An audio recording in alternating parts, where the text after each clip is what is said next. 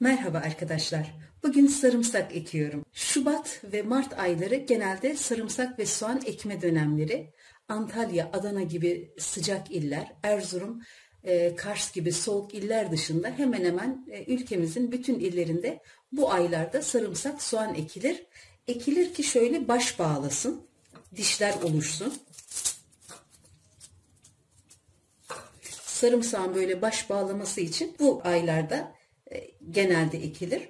Ben de elimin altında sürekli taze sarımsak, soğan bulunsun diye saksılarıma ekiyorum. Bugün yine ekecektim. Ekerken de çekmek istedim. Soran arkadaşlarım oluyordu. Onlar da bu vesileyle görmüş olur. Şöyle sarımsakları, mesela şu bir baş sarımsak. Ben böyle soymaya üşendiğim küçük başlı, küçük dişli sarımsakları ayırdım. Şimdi onları ekeceğim. Şöyle dişlerini ayırıyorum. Şöyle. Ve şu nasıl ki burası bunun kök kısmıysa sarımsağın, bu dişin de kök kısmı yine burası oluyor. Şöyle dişleri sarımsağın başından ayırıyorum. Ve bu ayırdığım dişleri kök kısmı aşağı gelecek şekilde toprağa batırıyorum. Toprağımın herhangi bir özelliği yok. Bahçe toprağı, çiçek toprağı, hangi toprak olursa olsun yeter ki sarımsak toprakla buluşsun. Çok bakım isteyen, çok özen isteyen bir bitki değil. Toprakla buluştuğunda, yeterli suyunu da aldığında çok güzel büyüyor. Güneşe de çok ihtiyaç duymuyor. Soğuğa da dayanıklı. Geçenlerde -6 derece soğukta dahi dışarıda saksıda sarımsağım, soğanım duruyordu. Hiçbir şey olmadı. Rüzgar almayan, hatta güneş de az gören bir yerde daha güzel uzuyor. Yemyeşil, uzun oluyor. Çok güneş gören yerde daha bodur büyüyor. Balkonunuzun açık veya kapalı olması da gerekmiyor. Yani her şartta rahatlıkla yetişebilen bir bitki. Şu şekilde toprağa sık sık gömüyorum. Hani bizim böyle saksıda yetiştirdiğimiz sarımsaklar baş bağlasın diye bir amacımız yok. Elimizin altında yeşillik olsun diye ekiyoruz.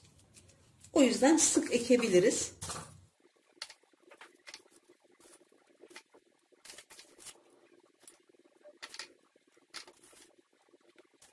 Tamamını bu şekilde toprağa gömüyorum.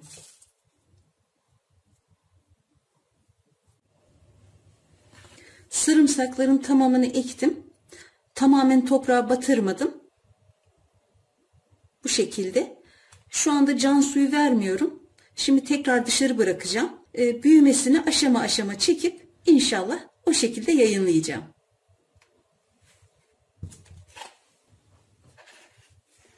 Sarımsaklarım tam 15 gün oldu. Bu boya geldi.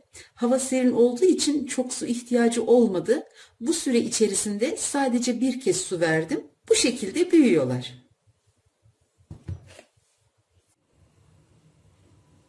Evet arkadaşlar, tam bir ay oldu. Sarımsaklar bu boya geldi.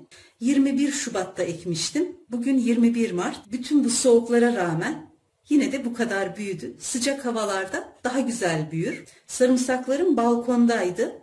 Bu bir aylık süre içerisinde sadece 3 kez suladım. Yani üstüne bakarsanız toprak kuruduysa bir miktar su verirsiniz. Hani verdiğiniz su böyle altından şakır şakır akıp gitmemeli. Toprağını ıslatacak kadar su vermeniz yeterlidir. Taze sarımsağı nerelerde kullanabiliriz? Önümüz bahar, yaz. Cacıkların içine salatalığı doğradığımız zaman bir iki tane böyle köküyle söküp doğradığımızda cacığımız hazır olur.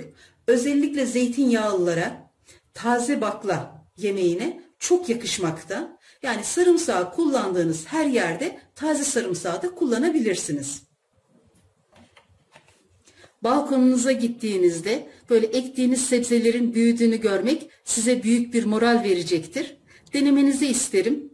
Şimdiden yapmak, denemek isteyen herkese kolay gelsin diyorum.